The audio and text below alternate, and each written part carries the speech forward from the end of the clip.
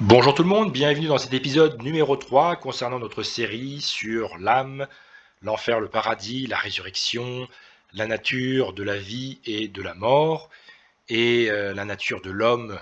Est-ce qu'il vit en dehors de son corps? Est-ce qu'il ne vit que dans son corps? On a vu dans les deux premiers épisodes que l'homme vit dans son corps et qu'il y a une notion de retour à la poussière lorsqu'on meurt, et qu'il n'y a pas d'âme qui se dématérialise. Au contraire, l'âme comprend le corps. Je vous en renvoie au premier épisode. Donc ici, je voulais vraiment approfondir cette expression du sommeil de la mort. Parce que c'est pas une expression, il me semble, qu'on voit dans le livre de la Genèse. Dans le livre de la Genèse, on voit ce retour à la poussière. Et dans le livre de Job, eh bien, on va commencer à voir un peu ce que ça peut signifier, ce sommeil de la mort. Et c'est intéressant parce que Job, on dit que c'est peut-être le livre le plus vieux de la Bible. Job aurait potentiellement vécu à l'époque d'Abraham, si je me souviens bien. Donc c'est quelque chose de très ancien, on n'est pas du tout dans l'époque de Moïse ou après Moïse, mais bien avant. Donc on a Job chapitre 7, et donc ici, Job dit car je vais me coucher dans la poussière. Vous voyez, on revoit cette histoire de poussière. Mais l'élection de se coucher, donc on a déjà un peu cette impression-là de ce sommeil de la mort. Là, on va dormir dans la poussière, d'une certaine manière. Tu me chercheras et je ne serai plus. Tiens, là en tout cas, la compréhension de Job, dans un tel verset, c'est que pour lui, il va dans la poussière et c'est terminé. On sait qu'il y a un autre verset d'ailleurs où il dit... d'ailleurs, on va le lire, on va essayer de le trouver. Je voulais parler de Job quand il parle du Rédempteur. Ça, c'est une prophétie messianique en plus. Alors oui, c'était dans Job 19. Allons voir ça. Donc voilà, on est dans Job chapitre 19. Et on a vers le bas, mais je sais que mon Rédempteur est vivant. Donc il a déjà la conscience que... on va prendre les trois. Il a déjà la conscience qu'il y a un Rédempteur. Il se lèvera le dernier sur la terre. Là, on est déjà dans l'espoir de la résurrection. Quand ma peau sera détruite, il se lèvera. Donc il se lèvera après Job, qu'on me laissait le dernier sur la terre. Quand je n'aurai plus de chair, je verrai Dieu. Je le verrai, il me sera favorable, et mes yeux le verront. Et non ceux d'un autre, mon âme languit d'attente au-dedans de moi. Donc ici on voit l'espoir de Job de la résurrection. Il est question là, je vais me coucher dans la poussière, je ne serai plus, et bien sûr à la fin il y aura Jésus-Christ qui arrive. Si on va dans Job chapitre 14, mais l'homme meurt et il perd sa force, l'homme expire et où est-il? Donc ici, en fait dans tous les passages de Job, on n'a pas l'impression qu'il y a un espoir intermédiaire avant la résurrection. On a l'impression que tous les espoirs sont la résurrection, et que voilà, il est question de se coucher dans la poussière, ou de dormir, de se reposer, avant, jusqu'à la résurrection. Et là, il est question de l'homme qui se couche, qui ne se relève plus, qui ne se réveille pas, tant que les cieux subsisteront. Donc on voit ici que dans ce genre de passage, en fait, si vraiment il y avait un espoir intermédiaire, par exemple le Saint d'Abraham, par exemple le purgatoire, c'est quelque chose qu'on aurait pu voir. Mais là, c'est vrai que Job, il a pas cette compréhension-là. Il n'a pas cette compréhension des philosophes grecs avec le dualisme, parce que c'est les philosophes grecs qui ont parlé les premiers de cette histoire de l'âme qui se sépare du corps. Là, ici, on ne le voit pas. Il ne sortira pas de son sommeil. Vous voyez, là, on a l'impression que là, on est dans le sommeil de la mort. Il est question de dormir. Et tant que les cieux subsisteront, en fait, ça nous amène au jour de la résurrection. Parce qu'on sait qu'au retour du Christ, on sait que après le jugement dernier, la terre va être détruite et les cieux, tout va être changé. Hein, on voit ça dans 2 Pierre chapitre 3. Hein, on peut aller le voir d'ailleurs, parce que cette histoire de ciel qui subsistera, tant que le ciel subsistera, eh bien dans 2 Pierre 3, on doit voir ça quelque part. Le jour du Seigneur viendra comme un voleur. En ce jour, les cieux passeront avec fracas.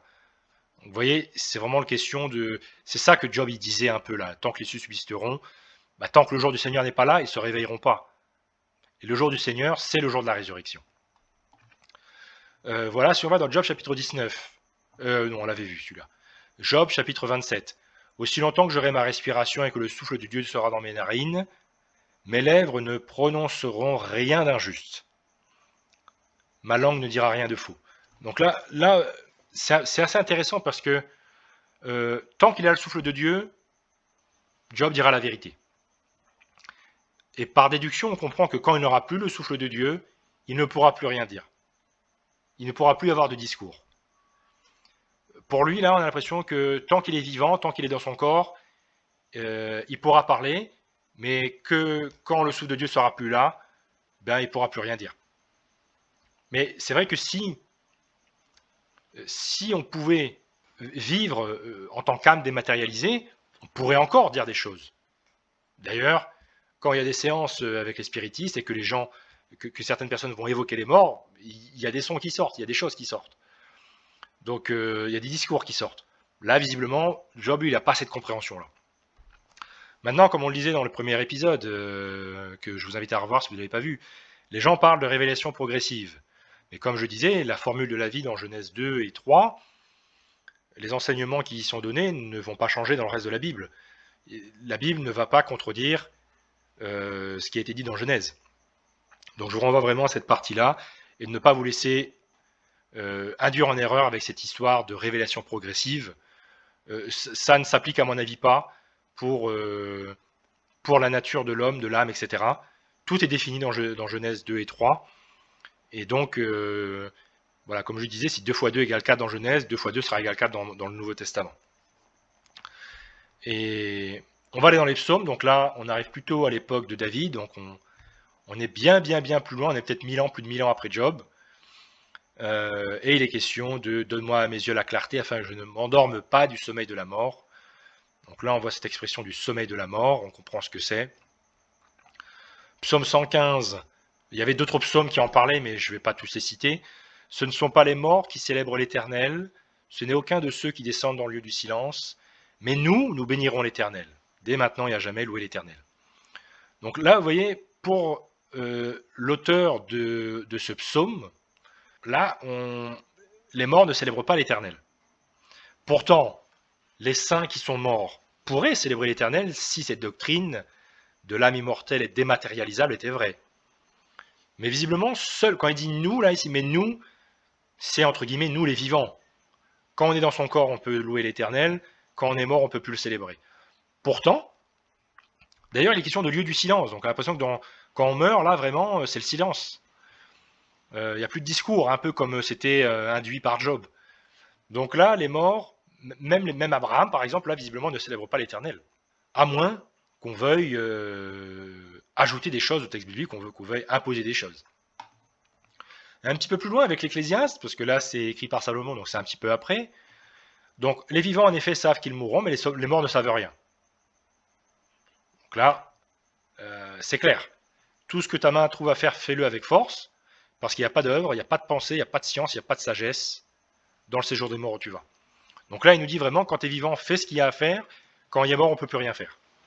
Il n'y a pas d'œuvre, il n'y a pas de pensée, ne serait-ce qu'une pensée. Non seulement il n'y a pas de dialogue, mais en plus il n'y a pas de pensée. Il n'y a pas d'activité. Tout ça, c'est en corrélation avec ce qu'on avait dit dans le premier épisode sur Genèse 2 et 3, où la mort est un retour à la poussière, ou au néant. Maintenant, vous verrez des théologiens ou des chrétiens qui vont vous dire que là, le roi David, le roi Salomon, le prophète Job, tous ces gens-là ne savaient pas de quoi ils parlaient. Moi, je l'ai vu comme ça écrit sur des sites internet. Tapez ça sur Google. Et vous verrez qu'il y a des chrétiens qui vous disent que le roi Salomon ne savait pas de quoi il parlait. Ils le disent comme ça. Donc après, selon les chrétiens, ils vont mettre plus ou moins de la forme, mais en substance, ils vont dire que Salomon ne savait pas vraiment ce qu'il se passait après la mort. Salomon, qui est a priori l'homme le plus sage que Dieu ait créé. La dose de sagesse que Salomon avait, à mon avis, lui a permis de comprendre ce que la Bible enseignait. Et d'ailleurs, ce qui est écrit dans Ecclésiaste chapitre 9, c'est inspiré. Il faut bien comprendre ce concept de l'inspiration. Les prophètes ont été poussés par le Saint-Esprit et ils n'ont pas été poussés à dire des choses fausses. Parce que si on dit qu'en fait, les morts sont actifs, les morts sont conscients, ben, ça veut dire que Salomon s'est trompé. Donc le Saint-Esprit aurait poussé Salomon à dire quelque chose d'erroné. Plutôt que de s'en prendre à Salomon, ou à David, ou à Job, ou à moi même, il faut plutôt se remettre en question et aller bien relire ces chapitres 2 et 3 de la Genèse pour comprendre ce qu'est la vie, ce qu'est la mort, ce qu'est l'âme. L'âme, c'est le corps vivifié par le souffle de vie.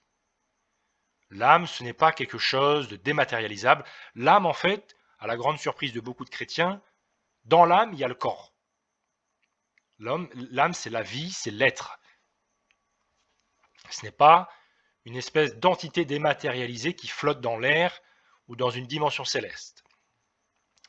On va continuer notre étude du sujet dans Daniel chapitre 12. Donc là, on se rapproche vraiment de la fin de l'époque de l'Ancien Testament, parce que là, on est au 6e siècle avant notre ère. On est déjà 400 ans après Salomon. Et il est toujours question de ceux qui dorment dans la poussière et qui se réveilleront. Et là, il est intéressant de dire que c'est ceux qui dorment dans la poussière. Il n'est pas question de ceux qui sont au ciel, de ceux qui sont dans le purgatoire, de ceux qui sont au sein d'Abraham, de ceux qui sont en enfer ou je ne sais où. Là, visiblement, le prophète Daniel, puissamment inspiré, on connaît l'histoire de Daniel. Là, pour lui, il considère que les morts dorment. Il ne considère pas que les morts sont actifs. Il considère qu'ils dorment dans la poussière. Et là, il est question de la résurrection. À la fin, on a, au chapitre 13, et toi, marche vers ta fin. Donc Dieu lui dit, tu as bien travaillé, marche vers ta fin, tu vas te reposer. Tiens, il est question encore de se reposer, de se coucher dans la poussière, en fait, et tu seras debout. Donc tu seras ressuscité. Hein, le mot ressuscité veut dire relevé, d'ailleurs. Tu seras debout pour ton héritage à la fin des jours. À la fin des jours, on est encore à l'épisode de la résurrection, l'avènement du Christ, qui d'ailleurs est dans ses premiers versets, ici, de Daniel 12. Donc on est toujours dans cette histoire, dans cette vision, on meurt, on retourne à la poussière, on retourne à l'inexistence, et à la fin des jours, on est relevé. Vous voyez, là, en fait, si vraiment il y avait des endroits intermédiaires, avant la résurrection, on le verrait dans ces passages-là. On le verrait dans Job, on le verrait dans les psaumes, on le verrait dans l'Ecclésiaste, on le verrait dans Daniel 12, on le verrait partout. Mais c'est vrai qu'à chaque fois, il est question de dormir et de se réveiller à la fin des temps. Donc il faut bien comprendre cette expression sommeil de la mort qui indique que les morts dorment. Donc si on va à Jérémie, qui est de la même époque, environ que de Daniel, on a encore cette expression, les questions de Babylone, quand ils seront échauffés, je les ferai boire, je les enivrerai pour qu'ils se livrent à la gaieté, puis s'endorment d'un sommeil éternel, ne se réveillent plus. On sait que la prophétie sur Babylone est magnifique parce que Babylone ne s'est jamais relevée. Effectivement, il n'y a plus rien de Babylone, il n'y a plus un souffle de Babylone. Donc ici, les questions de s'endorment d'un sommeil éternel. Tiens, là c'est intéressant, là. On dort, sommeil éternel, ils ne se réveillent plus. Donc là, les questions, ils ne ressusciteront pas. C'est terminé pour Babylone. Donc là, on comprend cette expression d'un sommeil éternel. Et encore une fois, à la fin, ils s'endormiront d'un sommeil éternel, ne se réveilleront plus. Donc on a cette expression-là. On va aller à l'époque... tiens, on va retourner un petit peu en arrière avec Ézéchias. Donc Ézéchias, ça doit être, il me semble, 8e siècle avant notre ère. Par là, donc là, on a Ézéchias qui apprend qu'il va mourir. Et il n'est pas rassuré d'aller dans un endroit intermédiaire, visiblement. Contrairement, vous savez, quand on regarde les écrits des philosophes grecs, ils approchent d'une certaine manière plus positivement à la mort, parce qu'ils pensent qu'ils vont continuer de vivre après la mort. C'est vrai que pour Ézéchias, qui sait que quand on retourne à la poussière, c'est terminé, et que le seul espoir, c'est la résurrection, effectivement, si la résurrection, elle intervient des milliers d'années après, on sait que c'est terminé pendant un bon moment, même s'il n'y a pas de conscience dans la mort, et que si on passe 1000 ans dans la tombe, ou un jour dans la tombe, c'est la même durée ressentie. La durée réelle, elle change, mais la durée ressentie, c'est comme une anesthésie. On n'a pas l'impression d'être resté des heures à dormir. C'est un peu comme avant notre naissance. On n'a pas eu l'impression d'attendre. Quand on va être ressuscité, on n'aura pas l'impression d'avoir attendu. D'ailleurs, regardez ce que dit l'Éternel, qui pour le coup ne doit pas se tromper, comme certains diraient au sujet d'Ézéchias. Ainsi parle l'Éternel, comme certains disent à propos de Salomon dans l'Ecclésiaste. Donc, il dit, ainsi parle l'Éternel, donne tes ordres à ta maison, tu vas mourir, tu ne vivras plus. Vous voyez la précision multiple, tu ne vivras plus. Enfin, si Ézéchias devait vivre encore, après sa mort, mais d'ailleurs c'est un non-sens, vivre après la mort. C'est un petit peu quelque chose de... Il faut comprendre qu'il y a, selon la Bible, il y a un espoir de vie après la mort, mais pas pendant la mort. Ça, c'est important à noter. Donc là, il dit, tu ne vivras plus. Mais si Ézéchias, en plus c'est un bon prophète Ézéchias, c'est peut-être le meilleur roi de Juda, il est question de, tu ne vivras plus. Mais si Ézéchias devait continuer de vivre en tant qu'âme dématérialisée, dans un purgatoire, dans un niveau du ciel, dans le sein d'Abraham, ben, pourquoi l'Éternel ne le dirait pas? Là, il lui dit, tu ne vivras plus, on a l'impression que c'est terminé. C'est en corrélation, c'est en logique, dans la droite lignée de tout ce qui a été dit avant, qu'on a vu dans Genèse, dans Job, dans les psaumes, dans l'Ecclésiaste, dans Daniel. C'est la même logique que l'on voit encore plus bas, avec Ézéchias qui redit la même chose que son ancêtre David. Ce n'est pas le séjour des morts qui te loue, ce n'est pas le mort qui te célèbre. Pourtant, si les morts continuaient de vivre, ils continueraient de célébrer. Pourquoi quelqu'un comme David ne célébrerait pas l'Éternel dans la mort? Pourquoi? Visiblement, le mort ne le célèbre pas. Le vivant, c'est celui-là qui te loue, comme moi aujourd'hui. Là, le niveau de précision est phénoménal. La parole de Dieu veut s'assurer qu'on comprenne. Visiblement, pour Ézéchias, vraiment, les seuls qui louent l'Éternel, c'est les vivants, dans leur corps. C'est pas les gens qui meurent et qui seraient des âmes flottantes. Donc ici, on voit vraiment que dans tout l'Ancien Testament, il y a une unité. Là, visiblement, il n'y a pas de progression, il n'y a pas de révélation progressive. Parce que du début de l'Ancien Testament à la fin de l'Ancien Testament, c'est toujours la même révélation, c'est toujours la même chose, qui peuvent être dites de manière différente, éclairées de manière différente, mais c'est toujours une question de quand on est vivant, on peut célébrer l'Éternel, quand on retourne à la poussière, c'est terminé. Mais on a l'espoir de la résurrection. Alors on pourrait se poser la question, est-ce que c'est la même chose dans le Nouveau Testament? Étant donné que Jésus-Christ est censé être l'Éternel, ce serait compliqué de dire que Jésus enseigne autre chose. En fait, quand on regarde les paroles de Jésus dans le Nouveau Testament, c'est à se demander s'il y a des nouveaux enseignements dans le Nouveau Testament. Alors, ce qu'il y a de nouveau, c'est les accomplissements du Christ qui permettent le salut par la grâce, le salut par le sacrifice expiatoire de Christ. Mais même ça, si vous voulez, c'est annoncé dans l'Ancien Testament. Il n'y a pas tellement de nouveaux enseignements du Christ dans le Nouveau Testament, même si on parle du livre de l'Apocalypse, on a l'impression que tout est pratiquement dit dans le livre d'Ézéchiel, de Zacharie, de Daniel, etc. Donc bon, Jésus-Christ, globalement, ne fait quasiment que reprendre les enseignements de l'Ancien Testament. Il va parfois corriger la compréhension de certaines personnes, mais il reprend les choses. Et donc, sans étonnement, regardez ce que dit Jésus dans Jean chapitre 11, quand il s'agit de la mort de Lazare. Lazare est mort, mais voyez ce que Jésus dit. Après ces paroles, il leur dit, Lazare, notre ami, dort, mais je vais le réveiller. Mais les disciples sont surpris. Pourquoi Jésus parle de dormir ici? En fait, là, Jésus il ne fait que reprendre ce qui a été dit dans l'Ancien Testament. Jésus ne fait que reprendre ce que lui-même disait ou inspirait aux prophètes de l'Ancien Testament. Il dort, on va le réveiller. Daniel chapitre 12, tu vas te reposer et tu seras debout pour la fin des jours.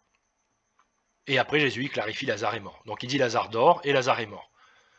Donc Jésus, il emploie la même expression, et je souligne que ce n'est pas une expression respectueuse ou de respect.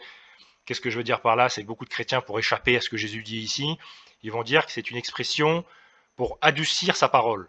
C'est-à-dire, par exemple, quand quelqu'un est mort, on ne va pas dire « il est mort », on va dire « il est décédé ». Vous voyez, on utilise un mot qui est un petit peu moins fort, un petit peu moins cru. Donc là, en fait, ces chrétiens-là, ils disent que Lazare dort, Jésus ne veut pas faire mal au cœur en disant Lazare est mort. Mais c'est pas du tout ça, comme on le voit, la façon dont c'est utilisé cette expression-là dans l'Ancien Testament, c'est vraiment pour comparer la mort à un sommeil. C'est ce que Jésus fait. Et il va les réveiller. Qu'elle veut dire réveiller? Ça veut dire ressusciter. Donc c'est toujours cette question-là, il dort, on va le ressusciter. Et dans un passage comme ça, c'est vrai que si, admettons que Lazare ait été actif dans sa mort, ben, on aurait pu ressortir de ce passage, mais ça ne ressort pas de ce passage. Là, on a l'impression que Lazare dort, on n'a pas l'impression que c'est le corps de Lazare qui dort et que son âme est au ciel. On a l'impression que Lazare dort. Il n'y a pas de nuance. Certains chrétiens veulent ajouter des nuances, certains veulent dire oui, le corps dort, mais l'âme est vivante.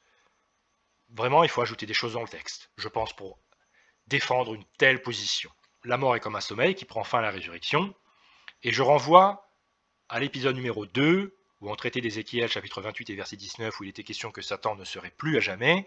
Il était question d'Apocalypse chapitre 20 avec le lac de feu et Satan qui a été jeté, avec le faux prophète, la bête, et tous ceux qui rejettent le Christ de manière générale. Ils partagent tous le même destin. Donc j'avais parlé du lac de feu, j'avais parlé de Matthieu 25 et du feu éternel. J'avais expliqué vraiment que c'était quelque chose de symbolique. En fait, feu éternel, lac de feu, étang de feu, ça veut dire seconde mort. C'est pas moi qui le disais, c'était Apocalypse chapitre 20 et verset 14 et Apocalypse chapitre 21 et verset 8. Et donc là, je montrais effectivement dans cet épisode 2 que si on voulait interpréter tout littéralement, eh bien ça causait une contradiction. Parce que par exemple, dans Ézéchiel 28, il était question de Satan réduit à néant, réduit à l'inexistence, qui n'existerait plus, mais dans Apocalypse 20, il était question de Satan qui existerait pour toujours, en souffrant certes, mais en existant, et que donc les deux passages étaient contradictoires. Mais une fois qu'on a compris que Ézéchiel 28, 19 est littéral, il sera détruit, et une fois qu'on a compris qu'Apocalypse 20, 10, 14 et 21, 8, c'était symbolique, et bien on comprend que les deux passages s'harmonisent. Le feu éternel veut dire seconde mort, retour à la poussière définitif, comme dans Genèse chapitre 3 et verset 19, retour à la poussière, tu retourneras à la poussière. Genèse chapitre 6 verset 3 disait l'homme n'est que chair, l'homme n'est pas autre chose que chair, et le souffle de vie, on avait dit justement que c'était ça qui vivifiait l'homme, et que le souffle de vie n'appartient pas à l'homme, ce n'est pas l'homme de manière dématérialisée. Le souffle de vie est divin, ça appartient à Dieu, c'est avec ça qu'il a créé la terre, et c'est avec ça qu'il nous donne la vie, c'est avec ça qu'il vivifie notre corps. Je renvoie à cet épisode 2, qui était important, et donc ici, voilà, on voit que la mort, eh bien, c'est comme un sommeil, et qu'il n'y a pas d'histoire d'endroit intermédiaire avant d'être ressuscité. Confirmons-le encore, Jean chapitre 5, je pense que ça doit être vers 28, 29 ou 25.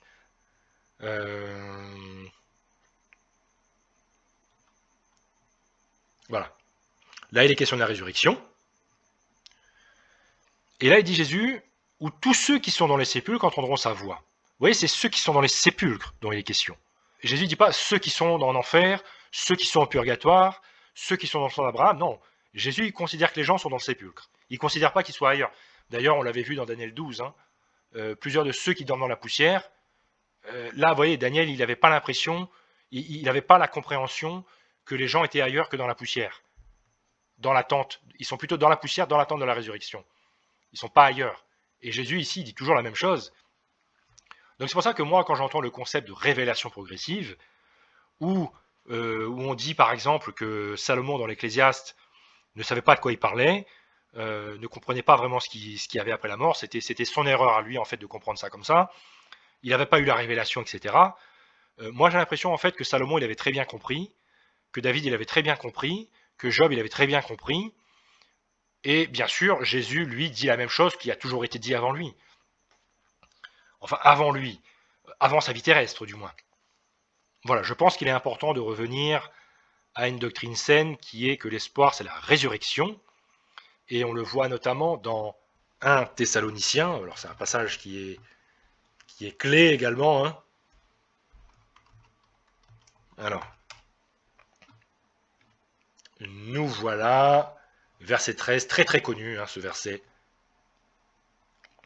Et là, pareil, l'apôtre Paul, alors c'est intéressant qu'on cite l'apôtre Paul, peut-être le plus grand théologien de tous les temps, probablement le plus grand missionnaire de tous les temps, une pointure théologiquement bien sûr, On se base tous sur lui. Donc, le voilà, à nouveau l'apôtre Paul, qui semble lui pas dire quelque chose de différent des prophètes de l'Ancien Testament, qui semble pas dire quelque chose de différent de Jésus-Christ, au sujet de ceux qui dorment. Vous voyez, là, Paul, il parle aux Thessaloniciens, qui s'inquiétaient de leurs proches qui étaient morts. Il leur dit, frères, ne soyez pas dans l'ignorance au sujet de ceux qui dorment, ne vous affligez pas à leur sujet, comme ceux qui n'ont point d'espérance, comme ceux qui n'ont pas compris toutes ces choses-là de la parole de Dieu.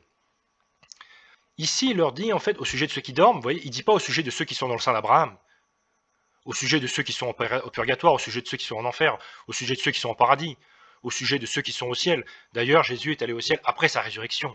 Et nous, on ira, on sera enlevé dans les airs après, enfin au moment de la résurrection, pas avant. Ça, c'est une chose. Donc Paul, il considère aussi les gens qui dorment, visiblement. Il ne considère pas les gens qui soient ailleurs que dans la poussière, visiblement. Et donc voilà, là il parle de la déclaration, de la résurrection. Les morts en Christ ressusciteront premièrement, et nous les vivants qui seront restés, nous serons enlevés avec eux sur les nuées, ou dans les airs, hein, selon des traductions. Ah ben le voilà, dans les airs. Donc il est question ici de la résurrection. C'est pas l'enlèvement secret comme certains chrétiens croient. Hein, ici c'est tout simplement le retour du Christ, c'est tout simplement sa seconde venue, c'est la parousie. Hein, on se souvient que la parousie c'était un mot qui parlait d'une visite formelle d'un roi dans une ville, avec une communauté de VIP qui allait rencontrer le roi au dehors de la ville, etc. Là c'est le même mot, donc il y a le comité VIP, si je peux dire, qui va aller avec le Seigneur dans les airs. Et il n'est pas question des cieux, d'ailleurs, ici, il est question des airs. Et Jésus prend possession du royaume, parce que là, quand Jésus revient, il prend possession de la terre. Là c'est le royaume de Dieu qui s'installe sur terre. Donc l'espoir est terrestre, de toute façon, du début à la fin de la Bible. Il l'a toujours été. Si Adam et Ève n'avaient pas péché, ils seraient vécus sur terre éternellement. C'est toujours été ça, hein, la demeure de l'homme. Dieu a créé la terre pour les hommes. Et donc là, on voit vraiment que l'apôtre Paul, lui aussi, continue de parler de ceux qui dorment, et visiblement qu'ils ne sont pas actifs. Parce que c'est vrai qu'il y aurait quand même une incohérence profonde. Imaginez-vous que les morts soient actifs, qu'ils soient conscients, peu importe l'endroit où on les place. Il y a plusieurs variantes de ces endroits intermédiaires.